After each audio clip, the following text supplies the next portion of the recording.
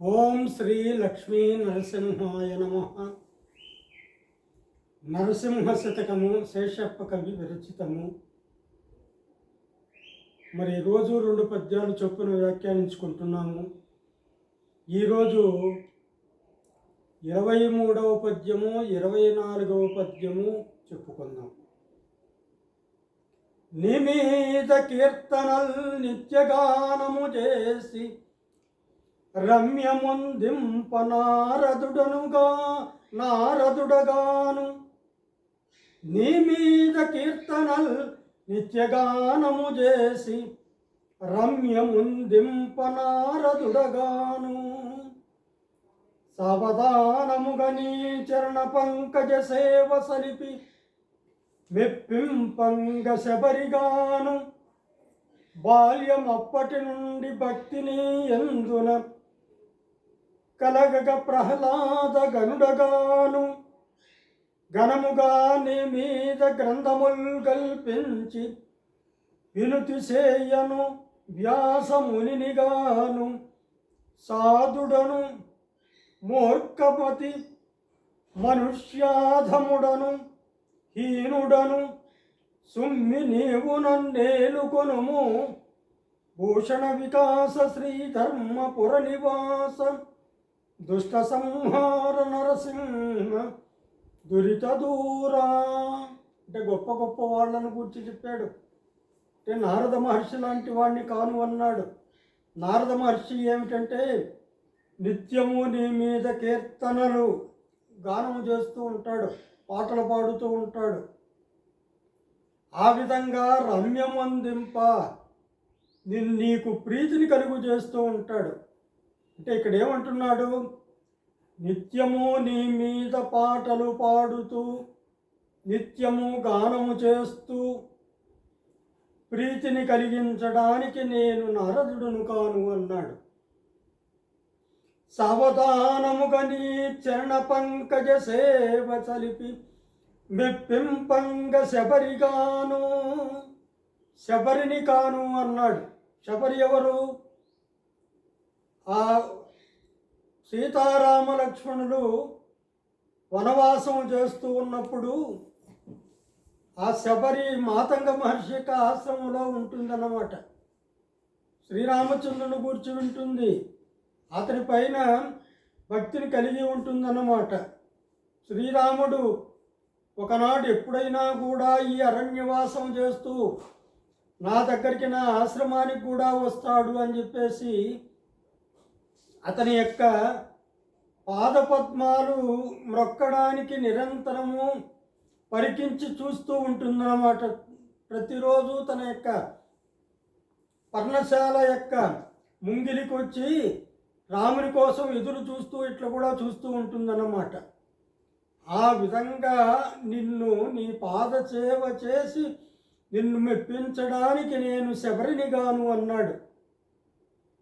బాల్యమప్పటి నుండి భక్తిని ఎందున కలగక ప్రహ్లాద గనుడుగాను. అంటే పుట్టుకతోనే ప్రహ్లాదునికి శ్రీ మహావిష్ణువు పైన భక్తి కలిగింది. ఏ విధంగా కలిగిందంటే రాక్షస రాజు కొడుకు కదా, హిరణ్యకశిపుని యొక్క కొడుకు కదా. హిరణ్యకశిపుడు ఘోరమైనటువంటి తపస్సు చేయడానికి మరి వెళ్ళినప్పుడు ఈ దేవతలంతా కూడా రాక్షసుల పైన పడి దాడి చేసి ఆ హిరణ్యకశిపుని యొక్క భార్యను చెరబట్టి తన ఈ దేవలోకానికి తీసుకొని వెళుతూ ఉంటాడన్నమాట. ఎవరు? ఇంద్రుడు. అప్పుడు నారద మహర్షి అడ్డొచ్చి ఈమె యొక్క గర్భంలో ఉండేటటువంటి పిల్లవాడు శ్రీమన్నారాయణుని భక్తుడు అనేటప్పటికీ అతడు కూడా శ్రీమన్నారాయణుని భక్తుడే కదా దేవేంద్రుడు. అందువల్ల ఆమెను వదిలిపెట్టిపోతాడు. అప్పుడు నారదుడు ఏం చేస్తాడు? ఆమెను తన ఆశ్రమానికి తీసుకొని పోయి ఆ శ్రీ మహావిష్ణువు యొక్క గుణగణాలన్నింటినీ కూడా ఆమె చెబుతూ ఉంటాడు. అప్పుడు ఆమె కడుపులో ఉన్నటువంటి ఈ ప్రహ్లాదుడు మరి ఆ గుణగణాలన్నింటినీ కూడా విని అతడు శ్రీమన్నారాయణుని భక్తుడవుతాడనమాట. అదే చెప్తున్నాడు. బాల్యమప్పటి నుండి భక్తిని యందున, ఆ విధంగా చిన్నప్పుడే తల్లి యొక్క గర్భం నుండే అతడు శ్రీమన్నారాయణుని యొక్క గుణగణాలను విన్నాడు కాబట్టి పుట్టుకతోనే అతనికి భక్తి వచ్చిందనమాట శ్రీమన్నారాయణుని పైన. ఆ విధంగా బాల్యమప్పటి నుండి భక్తిని యందున కలగగా ప్రహ్లాద గనుడుగాను, ఆ ప్రహ్లాదుడంతటి గొప్పవాణ్ణి కాను అన్నాడు. ఘనముగా నీ మీద గ్రంథముల్ గల్పించి వినుతి సేయను వ్యాసమునిగాను. ఘనముగా గొప్పగా వ్యాసమహాముని రచించినన్ని గ్రంథాలు ఎవరూ రాయలేదన్నమాట. చాలా అష్టాదశ పురాణాలను, వేదాలను 4గా విభజించడం, దాని తర్వాత భాగవత పురాణము, దాని తర్వాత భారతం రాయడం, ఇవన్నీ కూడా వ్యాసుడు రాసినాడు. విస్తారంగా గ్రంథాలు రాసినాడు. అదే ఘనముగా నీ మీద గ్రంథములు కల్పించి అంటే కూర్చి వినుతి సేయను వ్యాస మునినిగాను, నిన్ను విన్నవించుకోవడానికి నేను వ్యాసుని కాను అన్నాడు. సాధుడను, కాకపోతే నాలో కొంచెం మంచితనం ఉంది. మూర్ఖమతి అంటున్నాడు. ఒక పట్టుదల కలిగిన వాడను నేను. మనుష్యాధముడను, మనుష్యులలో అతి తక్కువ వాడిని నేను అంటున్నాడు. అంటే కనిష్ఠ కులానికి సంబంధించిన వాడిని అని కూడా చెప్పుకోవచ్చు. హీనుడను సుమ్మి, తక్కువ వాడను నేను, నీవు నన్నేలుకొనుము, కాబట్టి నిన్ను సేవించుకునేటటువంటి భాగ్యం నాకు కలుగు చేయి స్వామి అన్నాడు. భూషణ వికాస శ్రీధర్మం పురనివాస దుష్ట సంహార నరసింహం దురిత దూరా. ఇంకా ఏమంటున్నాడు చూడండి. అతిశయంబుగా కల్లలాడనేర్చితి గాని పాటిగా సత్యముల్ పలికి ఎరుగా. ఏమంటున్నా అంటే అతిశయంబుగా కల్లలాడనేర్చితి గాని, ఎక్కువగా అబద్ధాలు చెప్పడం నేర్చుకున్నాను నేను అన్నాడు.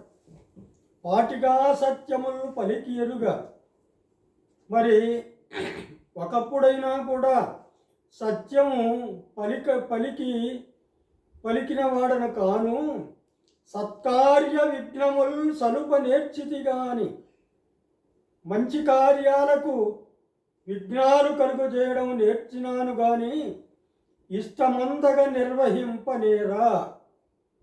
ఇష్టం కలిగి సత్కార్యాలు చెయ్యాలా అనే విద్యను తెలిసిన వాడను కాను.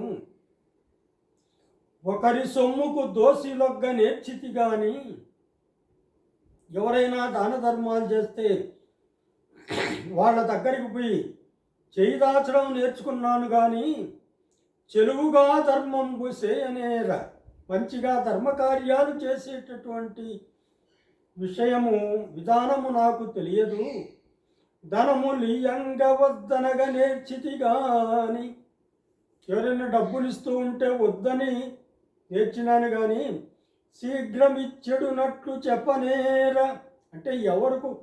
అంటే ధనము ఎవరో ఇస్తూ ఉంటే వాళ్ళకి ఎందుకు ఇస్తారయ్యా డబ్బు అని నేను మరి వద్దని చెప్పడం నేర్చుకున్నాను కానీ శీఘ్రం ఇచ్చెడునట్లు చెప్పనేరా, వెంటనే ఇచ్చేటట్లు చేసేటటువంటి విధానం నేను నేర్చుకోలేదు.